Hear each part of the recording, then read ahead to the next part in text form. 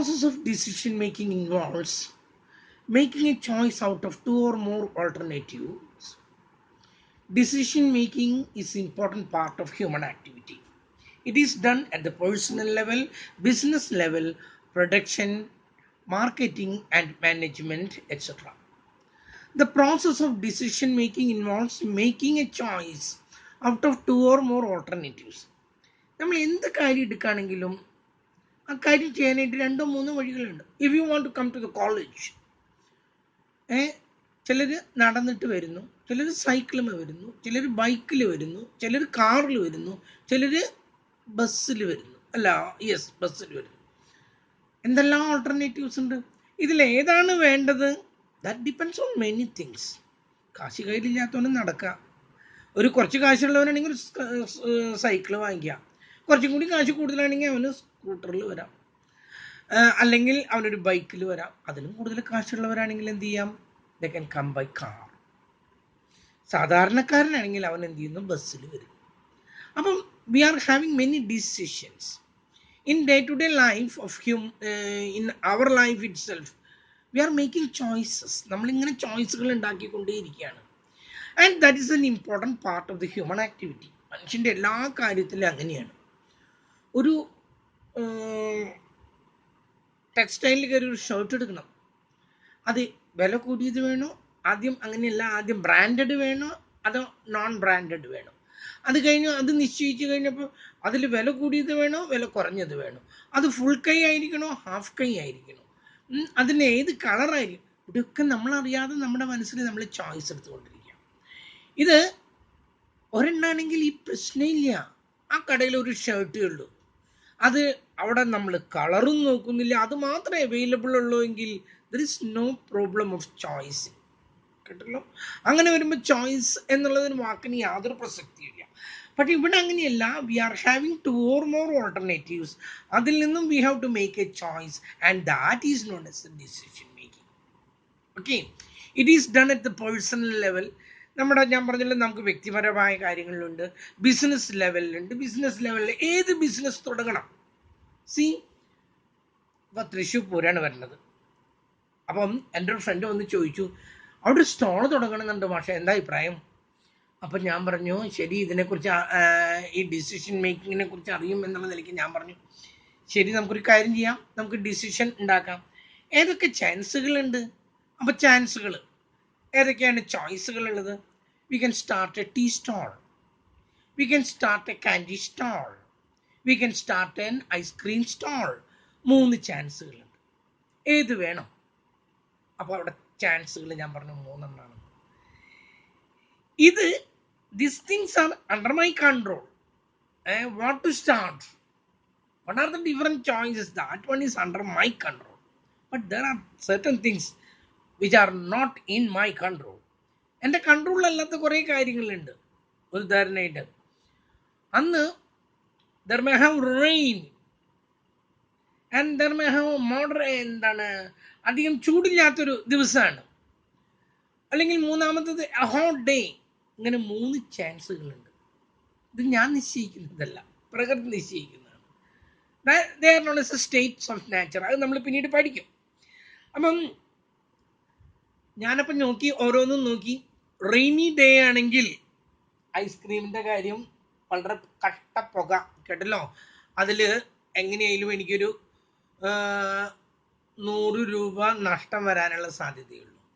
ആ സമയത്ത് കാൻഡി ഷോപ്പാണെങ്കിലോ, മഴയാണെങ്കിലോ ആളുകൾ ക്യാൻഡി വാങ്ങിച്ചു എന്ന് വരും. ഞാൻ നോക്കിയപ്പോൾ ഒരു 200 രൂപ കിട്ടാനുള്ള സാധ്യതയുണ്ട്. ടീ സ്റ്റോൾ ആണെങ്കിലോ 500 രൂപ കിട്ടും. കാരണം ഇങ്ങനെ തണുപ്പത്തെ ആളുകൾ ചായ കുടിക്കാനായിട്ട് വരും. 500 രൂപ കിട്ടാനുള്ള സാധ്യത. അതൊരു മോഡറേറ്റ് ഡേ ആണെങ്കിലോ, അധികം ചൂടോ അധികം വെയിലില്ലാത്ത നിലയ്ക്കാണെങ്കിൽ ഐസ്ക്രീമിൽ നിന്ന് എനിക്കൊരു 300 രൂപ കിട്ടാം. അതേസമയത്ത് കാൻഡി സ്റ്റോളിൽ നിന്നിട്ട് എനിക്കൊരു 200 രൂപ കിട്ടാം. ആ സമയത്ത് ടീ സ്റ്റോളിൽ നിന്നും എനിക്ക് അധികം ഒന്നും കിട്ടില്ല, ഒരു 150 രൂപ കിട്ടാം. ആ സമയത്ത് അതൊരു ഹോട്ട് ഡേ ആണെന്ന് കരുതാം. ഹോട്ട് ഡേ ആണെങ്കിൽ ഐസ്ക്രീമിൽ നിന്ന് എങ്ങനെയാലും എനിക്കൊരു 600 രൂപ ഉണ്ടാക്കാം. ആ സമയത്ത് കാൻഡി സ്റ്റോളിൽ നിന്നിട്ട് വലിയ വ്യത്യാസമൊന്നുമില്ല, ഒരു 300 രൂപ ഉണ്ടാക്കാം. ചായക്കടയുടെ കേസിൽ കമ്മിയാണ്, 100 രൂപ ഉണ്ടാക്കാം. കണ്ടല്ലോ? And they are known as the pay of. കേട്ടല്ലോ, ആ കിട്ടുന്ന, ഞാൻ ഈ പല റേറ്റുകൾ പറഞ്ഞല്ലോ, പലതും അത് പേ ഓഫ് ആണ്. അതിൽ നിന്നും കിട്ടുന്ന ലാഭങ്ങൾ ഇങ്ങനെയാണ്. ഇതൊക്കെയാണ് സാധ്യതകൾ. ആൻഡ് സ്റ്റേറ്റ്സ് ഓഫ് നേച്ചർ ഞാൻ പറഞ്ഞു, they are not in my control. But എന്ത് തുടങ്ങണം? That is acts, that is strategy, selecting a choice. അത് ഞാനാണ് നിശ്ചയിക്കുന്നത്. ഓക്കെ, അപ്പം നമ്മുടെ എല്ലാ കാര്യത്തിലും ബിസിനസ് തുടങ്ങുകയാണെങ്കിലും, ഇനി പ്രൊഡക്ഷൻ എടുത്താൽ എങ്ങനെയൊക്കെയുള്ള പ്രൊഡക്ഷനാണ് വേണ്ടത്? Modern up to date machine വെച്ചിട്ടുള്ളത് വേണോ, അത് പഴയ കാലത്തെ മെഷീൻ വെച്ചിട്ട് വേണോ, അതോ മെഷീനുകൾ കുറച്ചിട്ട് ലാബറുകൾ കൂട്ടിയിട്ടുള്ളത് വേണോ? എല്ലാത്തിനും സാധ്യതയുണ്ട്. അഗെയിൻ മാർക്കറ്റിംഗ് മാനേജ്മെന്റ്, നമ്മൾ ഈ സാധനം എവിടെയൊക്കെ മാർക്കറ്റ് ചെയ്യണം? അത് തൃശ്ശൂർ മാത്രമായിട്ട് മാർക്കറ്റ് ചെയ്യണോ, അത് കേരളത്തിൽ മുഴുവൻ വേണോ, അത് ഇന്ത്യയിൽ മുഴുവൻ വേണോ, അത് എക്സ്പോർട്ട് ചെയ്യണോ?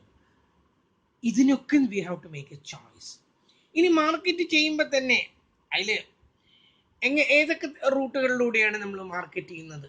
അത് ഓരോ കടയിലും ഒരാൾ കൊണ്ടുപോയിക്കുകയാണോ, അത് നമ്മൾ ഫോണിലൂടെ അവരെ വിളിച്ചിട്ട് ഓരോരുത്തരും വിളിച്ചിട്ട് പറയും ഞങ്ങളിങ്ങനെ ഒരു പുതിയ പ്രോഡക്റ്റ് കൊടുത്തിട്ടുണ്ട്, നിങ്ങളുടെ താല്പര്യം എന്താ, അങ്ങനെ വേണോ? അതോ ആളുകൾ അങ്ങോട്ട് വിട്ടിട്ട് സെയിൽസ് റെപ്രസെൻറ്റേറ്റീവ്സിനെ വിട്ടിട്ട് അവരിൽ നിന്നും കളക്ട് ചെയ്യണോ? മാർക്കറ്റിംഗ് മാനേജ്മെന്റ് എന്ന് പറഞ്ഞാൽ അതൊരു വലിയ സബ്ജക്റ്റ് ആണ്, നമ്മൾ അങ്ങോട്ടൊന്നും പോകണ്ട. അപ്പം this one is known as a decision making. It involves the selection of a choice from different alternatives, large number of alternatives. Okay, അടുത്ത ഒന്ന് decision theory. നമ്മൾ ഇനി തുടങ്ങാണ് കേട്ടോ. Decision making is an integral part of management planning, organization, controlling and motivation process. ഇതാണ് management എന്ന് പറഞ്ഞാൽ. എന്തൊക്കെയാണ്? Plan ചെയ്യണം, ഓർഗനൈസ് ചെയ്യണം, കൺട്രോൾ ചെയ്യണം, മോട്ടിവേറ്റ് ചെയ്യണം. കേട്ടല്ലോ, ഇതില് ഒഴിവാക്കാൻ പറ്റാത്ത ഒന്നാണ് ഡിസിഷൻ മേക്കിംഗ്. ഇവിടെ എല്ലായിടത്തും പ്ലാനിങ്ങിൽ ഡിസിഷൻ മേക്കിംഗ് ഉണ്ട്, large number of decision making. When one is finished another one crops up. ഒരെണ്ണം കഴിയുമ്പോൾ അടുത്തത് വരുന്നു. ഒരു ദിവസം നമ്മൾ അറിയാതെ തന്നെ we are making large number of decisions in the planning. That also happens in the case of the organization, controlling and motivation also. ഇവിടെ എല്ലാം എന്ത് നടക്കുന്നുണ്ട്? ഡിസിഷൻ മേക്കിംഗ് ഒരു ഒഴിവാക്കാം ഇന്റഗ്രൽ പാർട്ടാണ് decision making. Okay, next one, decision theory provides a method for rational decision making when the consequences are not fully deterministic. ഇപ്പോൾ if we know what all things happens in future, ഞാൻ പറഞ്ഞല്ലോ തൃശ്ശൂർ പൂരമാണ് വരുന്നത്, അന്ന് എങ്ങനെയൊക്കെയാണ് അവിടുത്തെ state of nature, അന്ന് മഴ ഉണ്ടാകുമോ, വെയിൽ, എനിക്കിത് മുൻകൂട്ടി പറയാന്നുണ്ടെങ്കിൽ there is no problem, there is no need for decision making. അതില്ലാത്തത് കൊണ്ടാണ് നമുക്ക് എന്ത് വരുന്നത്? They are not fully deterministic. നമുക്കത് തികച്ചും നമുക്ക് ഡിറ്റർമിൻ ചെയ്യാൻ പറ്റില്ല. അതുകൊണ്ടാണ് നമ്മൾ എന്ത് പറയുന്നത്, ഡിസിഷൻ എടുക്കേണ്ടി വരുന്നത്. Decision theory provides a method. അപ്പം ഇതൊരു മെത്തേഡാണ് ഫോർ റാഷണൽ ഡിസിഷൻ മേക്കിംഗ്. സാധാരണ കച്ചവടക്കാരൊക്കെ എന്താ ചെയ്യാറ്? അവരുടെ പഴയ കാല അനുഭവങ്ങളിൽ വെച്ചിട്ട് കാര്യങ്ങൾ നടത്തുന്നു. ഒരാൾ വിചാരിച്ചു ശരി നമുക്കൊരു ചായക്കടയെ തുടങ്ങാം, കാരണം ഞാൻ ഇത്ര വർഷം ചായക്കടയെ തുടങ്ങി. അങ്ങനെയല്ല, അതിനൊരു rational decision making should be done. അത് കാര്യപ്രസക്തമായി സയന്റിഫിക് വേ, ക്വാണ്ടിറ്റേറ്റീവ് വേ. ഓക്കെ, അങ്ങനെ മേക്കിംഗ് വെൻ ദ കോൺസിക്വൻസ്. കാരണം ഇവിടെ ഇതിന്റെ കോൺസിക്വൻസസ് എങ്ങനെയാണ്, ഇതിന്റെ അനന്തരഫലം എന്നുള്ളത് നമുക്ക് ഒരിക്കലും പറയാൻ പറ്റുന്നില്ല. What are the results of that day and what are the outcome of that day. ആ ദിവസങ്ങളിൽ എന്തൊക്കെ സംഭവിക്കുക എന്നുള്ളത് മുൻകൂട്ടി അറിയാതെ നമുക്കത് പറയാനായിട്ട് പറ്റില്ല. അതുകൊണ്ട് ഇവിടെ കറക്റ്റായിട്ട് റാഷണൽ ആയിട്ടുള്ള ഒരു ഡിസിഷൻ മേക്കിങ്ങിന് ഈ ഡിസിഷൻ തിയറി വളരെ ആവശ്യമാണ്. അടുത്തത്, decision maker has to apply various methods to decision problems. The decision theory identifies the best alternative and courses of action for specific activity. Decision maker, അത് ഒരാളാകാം, ഒരു ഗ്രൂപ്പ് ആകാം, എന്തോ ആവട്ടെ, ആ ഡിസിഷൻ എടുക്കുന്ന ആൾ has to apply various method to decision problem. ഈ പ്രോബ്ലത്തിനായിട്ട് പലതരത്തിലുള്ള മെത്തേഡുകൾ ഉണ്ട് നമുക്കിവിടെ. ആ പലതരത്തിലുള്ള മെത്തേഡുകൾ അപ്ലൈ ചെയ്യാൻ നമ്മളത് പഠിക്കുന്നുണ്ട് ഇവിടെ. ആ പലതരത്തിലുള്ള മെത്തേഡുകൾ അയാൾ അപ്ലൈ ചെയ്യണം. The decision theory identifies the best alternative course of action for specific activity. ഓരോ ആക്ടിവിറ്റിക്കും ഓരോ ബെസ്റ്റ് ഓൾട്ടർനേറ്റീവ് ഉണ്ട്.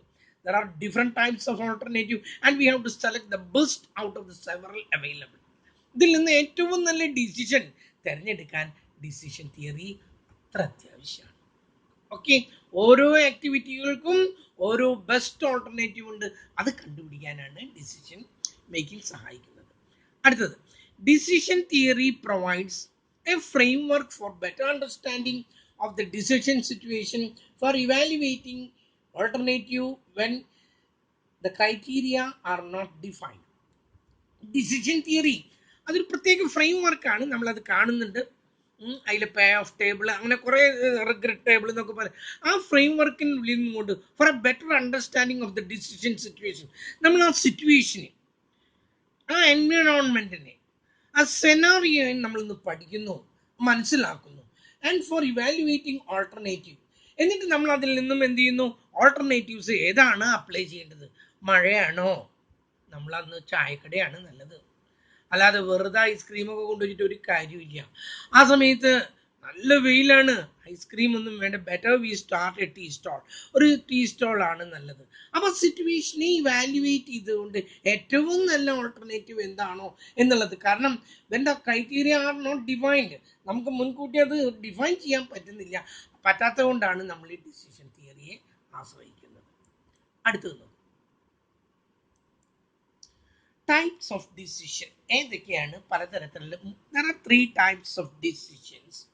നമുക്ക് ഓരോന്ന് കാണാം. First one, strategic decision. The decision that are concerned with external environment of the organization. These are the strategic decision. ഈ നമ്മുടെ എൻവിറോൺമെന്റിന്റെ പുറത്ത്, നമ്മുടെ ഓർഗനൈസേഷന്റെ പുറത്തായിട്ടുള്ള ചില കാര്യങ്ങളുണ്ട്, നമ്മളായിട്ടല്ല അത് തീരുമാനിക്കേണ്ടത്, പുറത്തുള്ള കാര്യങ്ങളാണ്. For example, decision of the selection of product mix which a firm will produce. ഏത് തരത്തിലുള്ള പ്രോഡക്റ്റ് മിക്സ് ആണ് നമ്മൾ ഉപയോഗിക്കേണ്ടത്? പലതരത്തിലുള്ള പ്രോഡക്റ്റ്, അത് നിങ്ങൾ മാർക്കറ്റിംഗ് മാനേജ്മെന്റിൽ പഠിച്ചിട്ടുള്ളതാണ്. പലതരത്തിലുള്ള പ്രോഡക്റ്റ് മിക്സ് ഉണ്ട്. പ്രോഡക്റ്റ് മിക്സിൽ തന്നെ പലതരം, ഒരാളും ഇന്ന് ഒരൊറ്റ പ്രോഡക്റ്റ് ആയിട്ട് ഇന്ന് വരെ ഉൽപ്പാദിപ്പിക്കുന്നില്ല. ഏത് കമ്പനി എടുത്താലും പലതരത്തിലുള്ള പ്രോഡക്റ്റുകളുണ്ട്.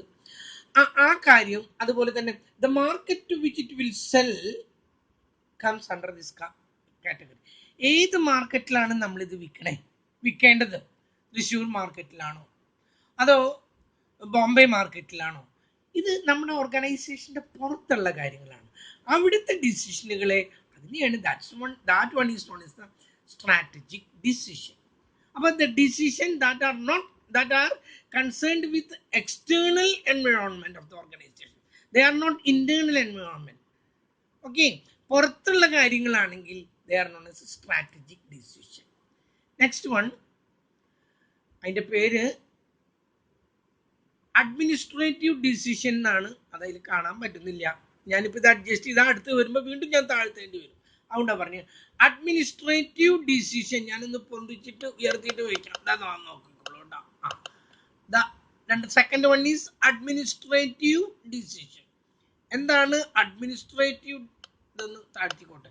Administrative decision, this is concerned with structuring and acquisition of the organizational resources so as to optimize the performance of the organization. ഇതിന്റെ ഉദ്ദേശിക്കുന്നത് നമ്മുടെ ഓർഗനൈസേഷന്റെ സ്ട്രക്ചർ, അതുപോലെ അക്വിസിഷൻ, നമ്മൾ ചില കാര്യങ്ങൾ നമ്മൾ തന്നെ ചെയ്തു തീർക്കേണ്ടതുണ്ട്. എന്തിനാണ്?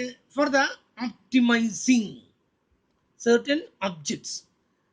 പലതരത്തിലുള്ള optimisation means either that may be the maximization of profit. പ്രോഫിറ്റിന്റെ കേസിലാണെങ്കിൽ നമ്മളത് മാക്സിമൈസേഷൻ ആണ്, കോസ്റ്റിന്റെ കേസിലാണെങ്കിൽ അത് മിനിമൈസേഷൻ ആണ്.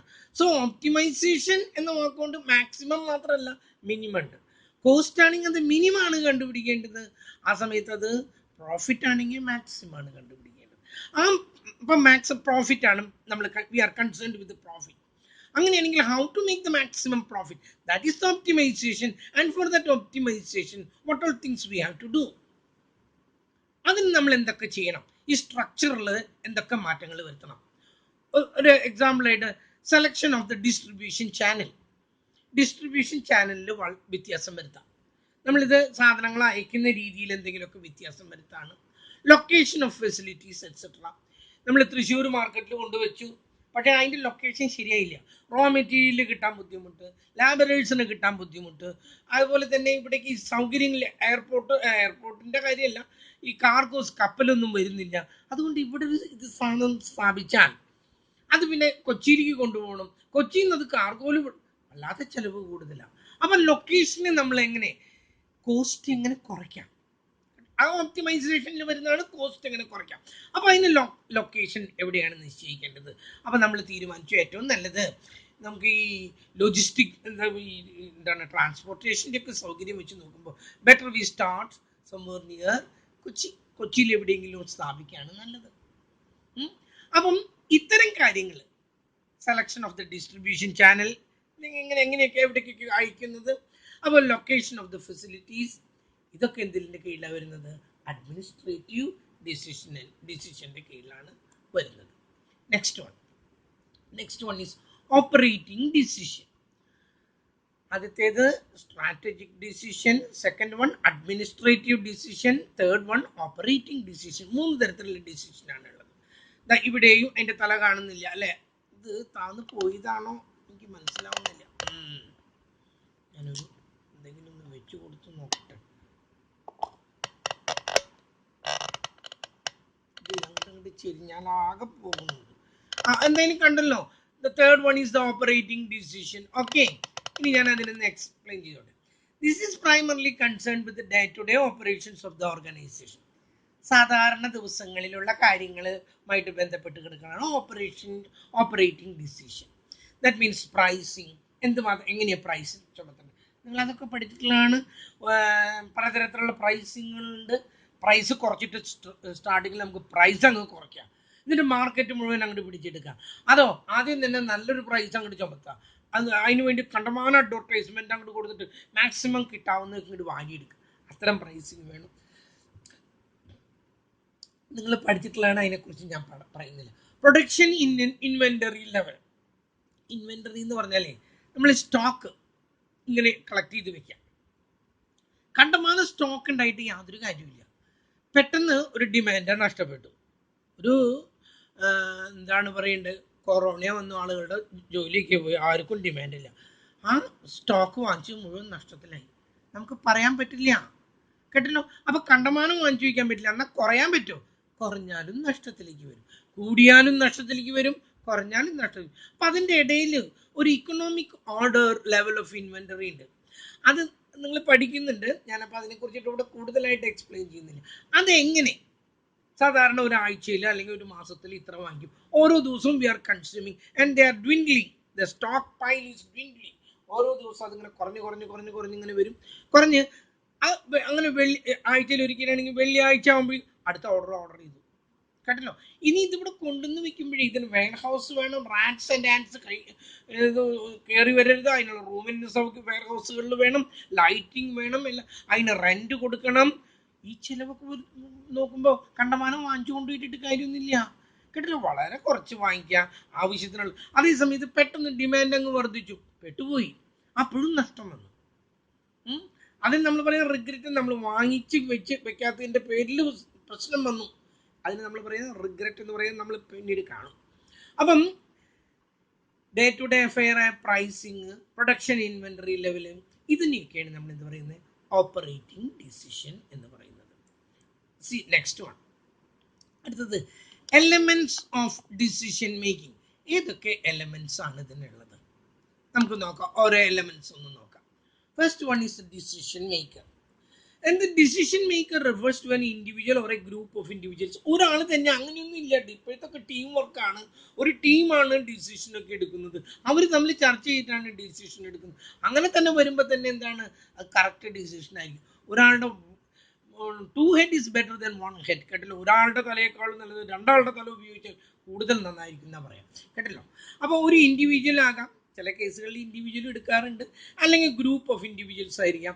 Responsible for making A choice of an appropriate course of action amongst the available courses of action. Available courses of action ഞാൻ പറഞ്ഞു, പലതരത്തിലുള്ള alternative നമ്മുടെ മുമ്പിലുണ്ട്. ഏതാണ് ആരംഭിക്കേണ്ടത്, അല്ലെങ്കിൽ എന്താണ് ഞാൻ ചെയ്യേണ്ടത്? ഞാൻ സ്റ്റോക്ക് മാർക്കറ്റിൽ ഇടണോ രൂപ, അതോ ബോണ്ടിൽ ഇടണോ, അഥവാ ഇൻട്രസ്റ്റ് ബാങ്കിൽ ഇട്ടാൽ മതിയോ? അവിടെയും ഞാൻ തീരുമാനം എടുക്കുകയാണ്. ഈ മൂന്നെണ്ണമാണ് അവിടെ അവൈലബിൾ ആയിട്ടുള്ളത്. അതാണ് ഞാൻ ആ കാശ് എടുത്തിട്ട് സുഖമായിട്ട് ലാവിഷായിട്ട് അങ്ങ് ജീവിക്കാം. നാളെ ചത്തുപോയത് ഉപയോഗിച്ചില്ല എന്നുള്ള ആക്ഷേപം വേണ്ടല്ലോ. അതല്ല, എൻ്റെ മക്കൾക്ക് വേണ്ടി നാളെ സേവ് ചെയ്യാം. എന്ത് ചെയ്യണം ഈ പൈസ കൊണ്ട്? അപ്പൊ എൻ്റെ മുമ്പിൽ alternatives are there. They are the alternative course of action. അതിൽ നിന്നും ഞാൻ വി ഹാവ് ടു സെലക്ട്. അതിന് ചുമതലപ്പെടുത്തിയിട്ടുള്ള ആളെ അല്ലെങ്കിൽ ഒരു ഗ്രൂപ്പിനെയാണ് എന്ത് പറയുന്നത്? Decision maker. Decision maker is the person who is responsible for making choice out of the several alternative available. വളരെയധികം ഉണ്ടായിരിക്കും. അതിൽ ഏറ്റവും നല്ലത് തിരഞ്ഞെടുക്കാൻ ആരെയാണ് ചുമതലപ്പെടുത്തിയിട്ടുള്ളത്, അയാളെയാണ് നമ്മൾ ഡിസിഷൻ മേക്കർ എന്ന് പറയുന്നത്. Next one, goals to be achieved. എന്തായിരിക്കണം നമ്മുടെ goal? These are the objectives which the decision maker wants to achieve by his action. ഇത് ആദ്യം നിശ്ചയിക്കണം നമ്മൾ, കേട്ടല്ലോ. ഗോൾസ് ഞാൻ തുടക്കത്തിലേ പറഞ്ഞു, optimisation, that is the goal. എല്ലാത്തിനും ഒപ്റ്റിമൈസേഷൻ ആണ്. അത് പ്രോഫിറ്റ് ആണെങ്കിൽ മാക്സിമത്തിലാണ്, കോസ്റ്റ് ആണെങ്കിൽ അത് മിനിമത്തിലായിരിക്കണം. ഓരോന്നിനും ഓരോ ലക്ഷ്യങ്ങളാണ്, കേട്ടല്ലോ. അപ്പം ആ ഗോൾ എന്താണ് എന്നുള്ളത് ആദ്യമേ തന്നെ നിശ്ചയിക്കേണ്ടതുണ്ട്. ആ ഗോളിനെ അടിസ്ഥാനപ്പെടുത്തിയിട്ടാണ് അയാൾ എന്ത് ഡിസിഷൻ തിരഞ്ഞെടുക്കേണ്ടത്. അപ്പൊ ഗോൾസ് ടു ബി അച്ചീവ്ഡ്, അതാണ് രണ്ടാമത്തെ കാര്യം. These are the objectives which the decision maker wants to be achieved by his action. അയാൾ ഈ ആക്ഷനിലൂടെ എന്താണ് ഉദ്ദേശിക്കുന്നത്, അതിനെയാണ് ഗോൾസ് എന്ന് പറയുന്നത്. Next one, the value system preference. The value system or preference. This refers to the criteria that the decision maker uses in making the choice of the best course of action. It could include the maximization of income, utility, profit, etc. ഇത് value system എന്ന് പറഞ്ഞാലേ നമ്മൾ എന്താണ് ഉദ്ദേശിക്കുന്നത്? Maximum profit. എത്രയാണ് നമ്മൾ profit ഉദ്ദേശിക്കുന്നത്? നമുക്ക് ഉദ്ദേശിക്കുന്നത് കോസ്റ്റ് ആണ്. എത്ര കോസ്റ്റ് വരെ കുറയ്ക്കാം, അതിനെ ക്വാണ്ടിറ്റേറ്റീവ് ആക്കി മാറ്റാം. കേട്ടല്ലോ, എനിക്ക് കുറേ പ്രോഫിറ്റ്, അതല്ല, അതിന് വാല്യൂ സിസ്റ്റത്തിലേക്ക് മാറ്റുമ്പോൾ അത് ഒരു ക്വാണ്ടിറ്റിയുടെ അളവിൽ പറയുന്നു. അപ്പം it refers to the criterion decision maker uses in making his choice of the best course of action. അയാൾ ആ ആക്ഷൻ ഉപയോഗിക്കുമ്പോൾ അയാളുടെ ക്രൈറ്റീരിയ ഇതായിരിക്കണം. It could include the maximisation of income ആയിരിക്കാം, മാക്സിമൈസേഷൻ ഓഫ് യൂട്ടിലിറ്റി ആയിരിക്കാം, മാക്സിമൈസേഷൻ ഓഫ് പ്രോഫിറ്റ് ആയിരിക്കാം. അതിനെ value ബേസിസിൽ പറയുമ്പോൾ വാല്യൂ സിസ്റ്റത്തിലേക്ക് ഇത് നമ്മൾ അടുത്ത് കാണുമ്പോൾ ഓരോ വാല്യൂ സിസ്റ്റം എന്താണ്, പ്രിഫറൻസ് എന്താണെന്നുള്ളത് സംഖ്യകളിലൂടെ കാണിക്കുമ്പോൾ അത് നിങ്ങൾക്ക് ആ ടേബിളിലൂടെ കാണുമ്പോൾ അത് വ്യക്തമാവും. Okay, next one, course of actions. Course of actions ശ്രദ്ധിക്കും. Course of action sometimes call, ഇതിനെ പലതരത്തിൽ പറയും. ആക്ഷൻസ് എന്ന് പറയും, ഓൾട്ടർനേറ്റീവ്സ് എന്ന് പറയും, ആക്ട്സ് എന്ന് പറയും, സ്ട്രാറ്റജി എന്ന് പറയും. ഇത് these are done by the decision maker. ഇത് ചെയ്യുന്നത് ഡിസിഷൻ മേക്കർ ആണ്. For problem situation all possible course of action should be included. എന്തൊക്കെ സാധ്യതകളുണ്ടോ അത് മുഴുവൻ ഇൻക്ലൂഡ് ചെയ്യണം. അത് even though they are small or big, that should be included. കേട്ടല്ലോ, അങ്ങനെ ചെറുതും വലുതും അങ്ങനെ വ്യത്യാസപ്പെടുത്തരുത്. എന്തൊക്കെ സാധ്യതകളുണ്ട്? കോളേജ് തുടങ്ങാൻ പോവാണ്, നമ്മൾ ബി എക്ക് കൂടുതൽ ക്ലാസ് ആക്കണോ, ബി കോമിന് കൂടുതൽ ക്ലാസ് ആക്കണോ, നമ്മൾ തീരുമാനിക്കണം. ആ സമയത്ത് എന്താണ്, BMW അങ്ങനെ ഒരു കോഴ്സ് ആരംഭിക്കാൻ തീരുമാനിച്ചു.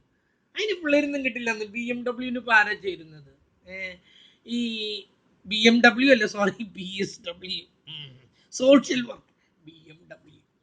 BSW സോഷ്യൽ വർക്കിനെ കുറിച്ചിട്ടാണ്. ആരൊക്കെ അപ്പൊ സോഷ്യൽ വർക്ക് ഇപ്പൊ താല്പര്യം? കുട്ടികൾക്കൊക്കെ ബാങ്കിങ് അല്ലെങ്കിൽ മറ്റുള്ള അങ്ങനെയുള്ളതൊക്കെ അല്ലാതെ ആർക്കാണ് ഇപ്പൊ BA വരെയൊക്കെ നോക്കാം. BSW അങ്ങനെ വേണ്ട, നമുക്ക് BSW തുടങ്ങാൻ തീരുമാനിച്ചു, നമ്മൾ തുടങ്ങി. കേട്ടല്ലോ, അതിന് തന്നെയുണ്ട് 10-60 പിള്ളേർ നമ്മുടെ കോളേജിൽ. അപ്പൊ നമ്മളങ്ങനെ സിമ്പിൾ ആണെന്ന് പറഞ്ഞിട്ട് ഒഴിവാക്കരുത്. എല്ലാ ഓൾട്ടർനേറ്റീവ്സും നമുക്ക് അതിൽ ഉൾപ്പെടുത്തണം. കേട്ടല്ലോ, അപ്പൊ എല്ലാതും even though they are small or big, that should be stressed and that these are the under the control of the decision maker.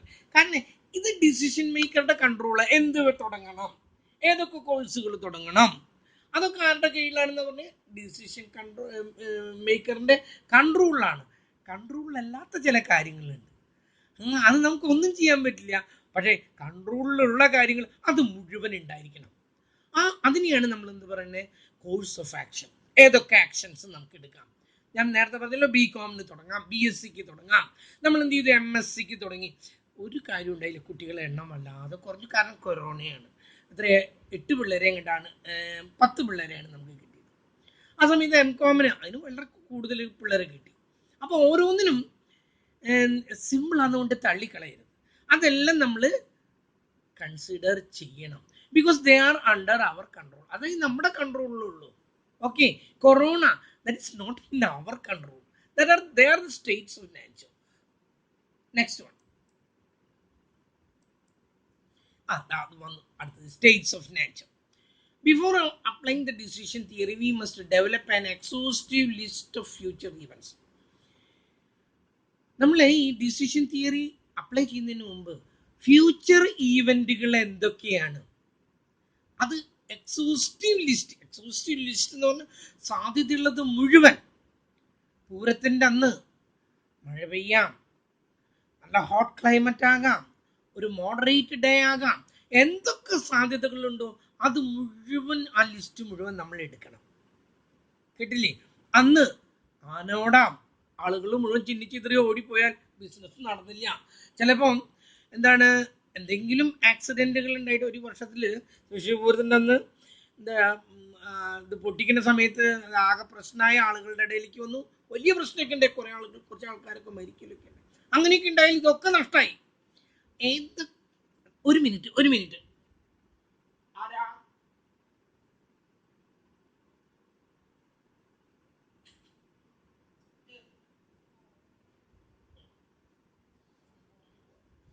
അപ്പം എന്തൊക്കെ events in the future may happen അതെല്ലാം നമ്മൾ കാണണം. എക്സോസ്റ്റീവ് എന്ന് പറഞ്ഞാൽ എന്തൊക്കെ ഉണ്ടായിരിക്കും അതൊക്കെ ലിസ്റ്റ് ചെയ്യാം. ഒരു കോയിൻ ഇടുമ്പോൾ, ഒരു ഡൈ റോൾ ചെയ്യുമ്പോൾ എക്സോസ്റ്റീവ് റിസൾട്ട് എന്ന് പറയുന്നത് 1 വരാം, 2 വരാം, 3 വരാം, 4 വരാം, 5 വരാം, 6 വരാം, അതിനപ്പുറത്ത് വരില്ല. ഇതെല്ലാം കൂടി ചേരുന്നതിനാണ് എക്സോസ്റ്റീവ്. ഏതൊക്കെ സാധ്യതകളുണ്ടോ അങ്ങനെ ഫ്യൂച്ചർ ഈവൻസ് നമ്മൾ ഡിസിഷൻ തിയറി അപ്ലൈ ചെയ്യുമ്പോൾ ഫ്യൂച്ചറിൽ എന്തെല്ലാം ഈവൻസുകൾ ഉണ്ടാകും, they are not in our control. പക്ഷേ നമ്മളത് ഇന്നതൊക്കെ സംഭവിക്കാം. However, the decision maker has no direct control over the occurrence of the specific event. ഈ ഈവൻറ്റുകളിലൊന്നും യാതൊരു കൺട്രോളും. ഒരു മിനിറ്റ് കേട്ടോ, ഒരു മിനിറ്റ്.